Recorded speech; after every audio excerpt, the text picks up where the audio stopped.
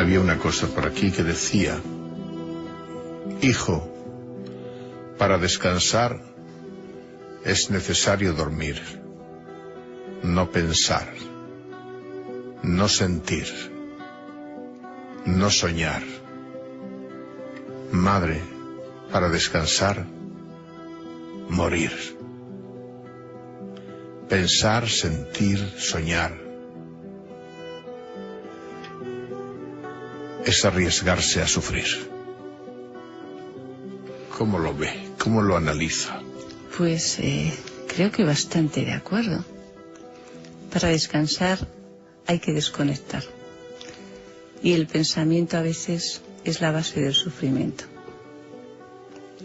Cuando piensas en negativo, cuando piensas sin horizonte, cuando te embarga la tristeza, es mejor cortar ese pensamiento. ¿Y el sufrimiento es necesario? El sufrimiento es inevitable. Somos personas sensibles y en un momento determinado de nuestras vidas sufrimos, pero lo que no tiene sentido es sufrir inútilmente por aquello que ya ha pasado y no tiene solución, por esos golpes que constantemente nos damos. Pero el sufrimiento debe servir para algo, ¿no? Solamente para aprender. Si cuando sufres aprendes algo, quizá ha merecido la pena. La mayoría de las veces simplemente nos quita la fuerza y nos desinfla la ilusión. Y ahí, en contra de lo que se piensa, es bastante inútil. ¿Cómo se puede dejar de sufrir inútilmente? Pues normalmente siendo dueño de tus pensamientos. Es decir, no sufrimos por lo que hay alrededor, por las circunstancias que nos rodean. Sufrimos por lo que estamos pensando ante determinada situación. Si tú sufres, siempre tienes un pensamiento negativo. Si eres capaz en ese momento de controlar el pensamiento, controlarás tu vida y sobre todo podrás sentirte muchísimo mejor, siendo conscientes de lo que pensamos. ¿De dónde viene eso que venimos al mundo a un valle de lágrimas? Pues quien lo inventó creo que no fue muy acertado en aquel momento. Yo creo que el mundo no puede ni debe de ser un valle de lágrimas. Los curas nos hicieron sufrir. Los curas en muchos momentos nos fomentaron un sufrimiento bastante inútil y un miedo casi siempre injustificado. Nuestros padres nos hicieron sufrir. Nuestros padres no querían hacernos sufrir, pero quizá a veces con la educación que recibimos en muchos momentos propiciaron también un sufrimiento bastante baldío. Y nuestros maestros nos hicieron sufrir.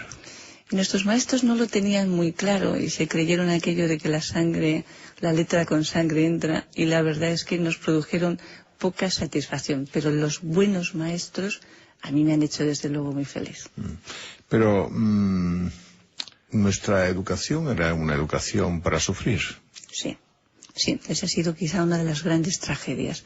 En lugar de prepararnos para la vida, para poder vivir bien, para conocernos, para saber cómo nos tenemos que relacionar, realmente es como si nos hubieran preparado para sufrir constantemente ante todo lo que está sucediendo. ¿Usted sabe si al poder le gusta hacernos sufrir? Bueno, yo creo que cuando sufrimos nos debilitan, y si somos débiles será mucho más fácil también que nos manipulen. ¿El sufrimiento acobarda? Sí, el sufrimiento realmente debilita y hace que la persona tenga muchos miedos y a partir de ahí se sienta sin fuerzas. ¿Ennoblece? No necesariamente. Muchas personas piensan que sí y su vida es un calvario constante. Yo creo que hay que sufrir, hay que ser sensible, pero ser sensible no significa directamente tener que sufrir. Porque el peor sufrimiento es el sufrimiento gratuito. Sí. Exacto. El de quien se atormenta por males futuros que a lo mejor no ocurren nunca. Eso es.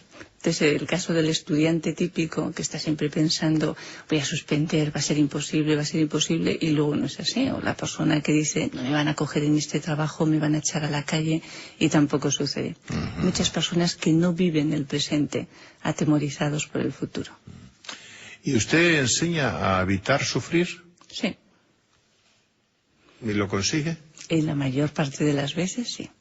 Afortunadamente la psicología del siglo XXI es mucho más práctica y tenemos una serie de recursos que le podemos facilitar a las personas para que cada uno, con la vida que tiene, sea capaz de vivirla mejor. Sufrimos mucho por culpa del trabajo.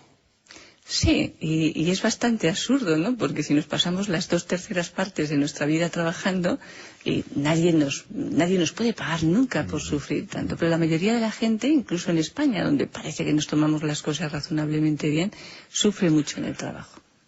Ahora el mayor sufrimiento es el paro. Sí. Para muchas personas ese es el mayor sufrimiento y para otras el miedo a terminar en el paro. El miedo a perder realmente el trabajo.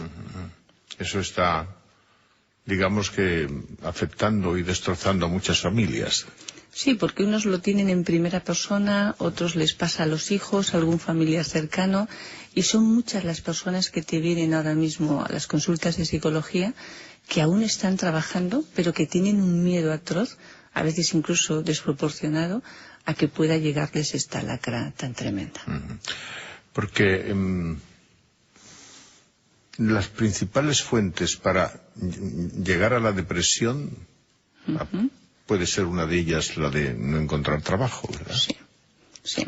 Y esto especialmente lo llevan peores los hombres. Es decir, para el hombre el trabajo es como la razón fundamental de su vida. Tiene muy pocos recursos ante una situación de ausencia de trabajo. Las mujeres tenemos mayor capacidad de adaptación. No deja de ser muy importante para nosotras, pero digamos que lo puedes relativizar mal. La pérdida del trabajo para muchos hombres significa casi el principio de una depresión, igual que la jubilación. Las mujeres normalmente asumimos muy bien la jubilación. Hay muchos hombres, sin embargo, que se nos deprimen. ¿La depresión qué es? ¿Que se nos apagan todas las luces internas? Sí, la depresión es cuando sientes que no hay esperanza para ti, cuando crees que no tienes horizonte, cuando lo único que sientes es dolor, cuando piensas que no vas a salir realmente de esa situación, cuando llega un momento que crees que para los seres que tienes alrededor sería mejor que no existieras. La muerte de alguien, ¿no? De un ser querido. Sí, la muerte de alguien es un dolor inmenso, probablemente el mayor dolor que puede sentir una persona, máxime si es un ser muy cercano. Pero es un hecho natural que tenemos que asumir y que tenemos que aceptar. Y cuando, por ejemplo, desde la psicología decimos que no tenemos que sufrir inútilmente, nunca queremos decir que tú no tengas que sufrir ante una muerte de un ser querido, porque eso sería dejar de ser sensible.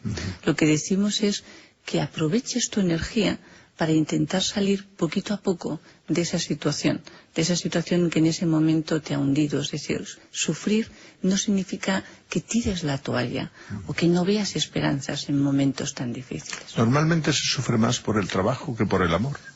Depende. El hombre suele sufrir más por el trabajo, la mujer, sin embargo, sufre más por el amor, por el afecto y todo el área de la afectividad y la familia. ¿Quiere decir que la mujer es más romántica?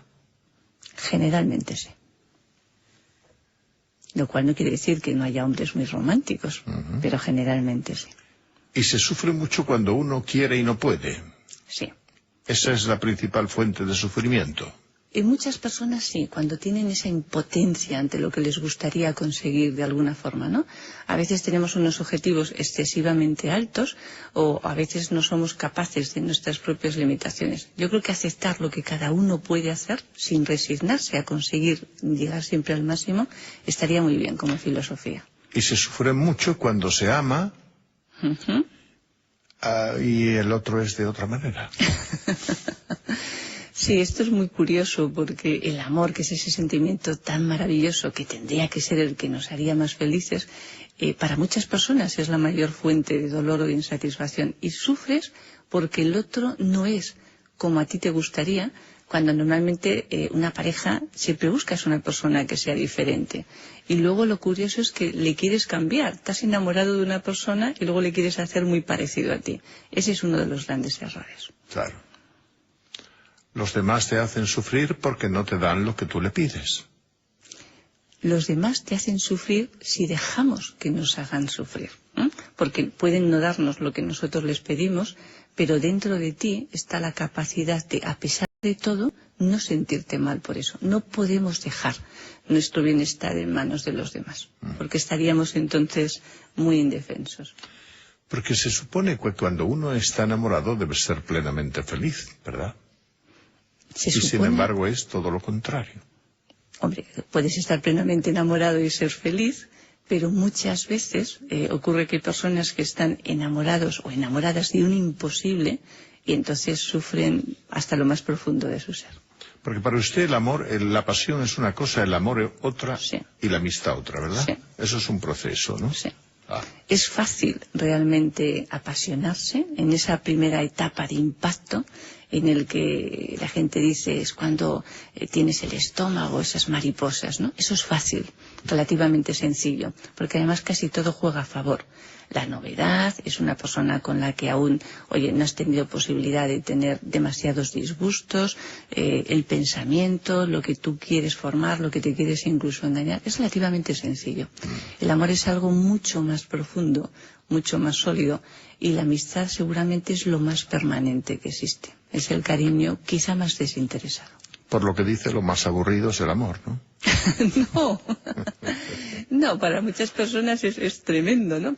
El amor, si sabes vivirlo cada día, creo que es fantástico. Pero sí, hay personas las que confunden amor con pasión, que deben de pensar que el amor es aburridísimo, pero porque no lo llegan a descubrir. Y lo peor de todo es la comunicación.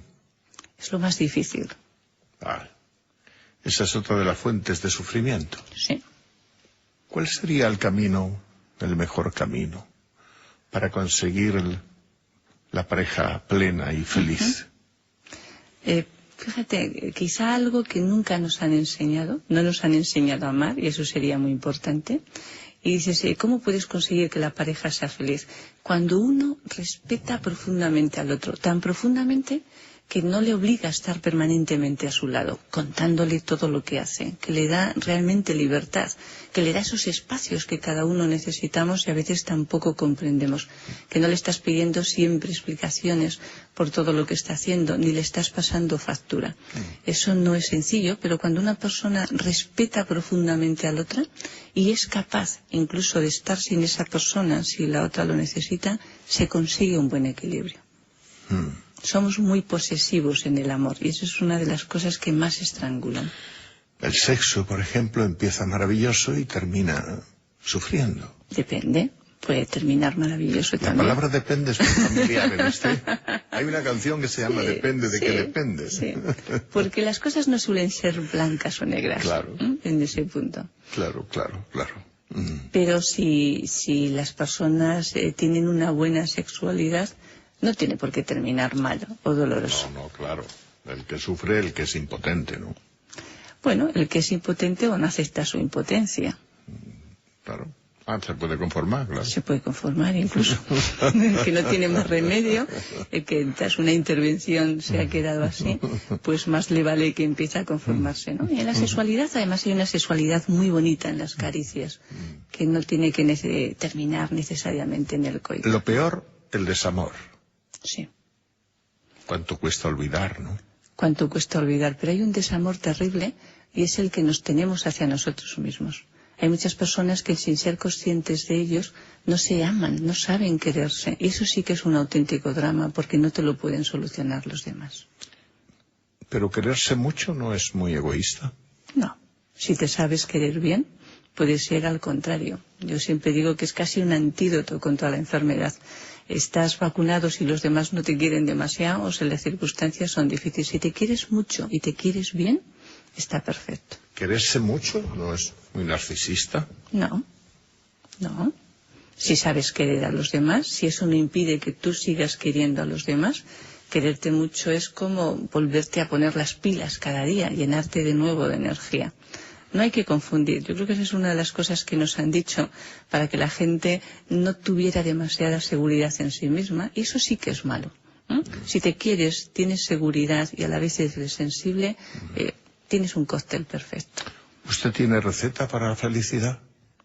Tengo una receta que es: la felicidad está dentro de cada uno y si aprendes a encontrarla, terminarás gozándola. Dígame cómo no sufrir ante situaciones como estas. La muerte de un hijo. Es imposible no sufrir ante la muerte de un hijo. Un divorcio. a veces puede ser una esperanza y puede ser una liberación. Y una alegría muy grande. Sí.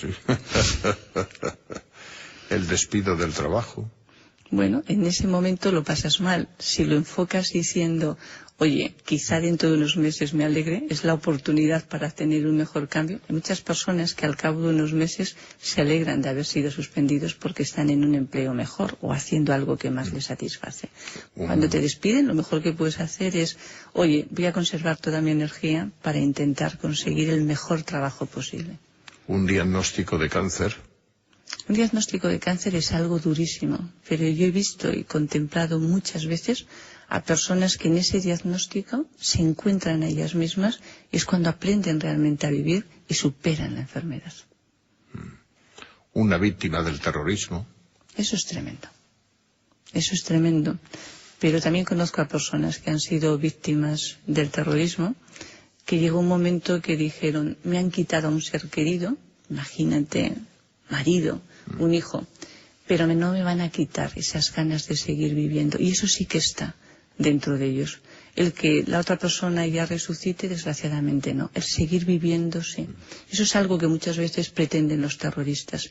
Te matamos a esta persona y te matamos a ti ya en vida. El que no sigamos muertos en vida, eso sí que depende de nosotros. Lo que pasa es que quizá no estemos ayudando, incluso desde el punto de vista, desde la psicología, a las víctimas del terrorismo como merecerían. Les dejamos ahí que a ver si con un poquito de suerte salen adelante cuando tendrían que tener todos los apoyos. ¿Su nombre? María Jesús Álava. ¿Nacimiento? En Madrid.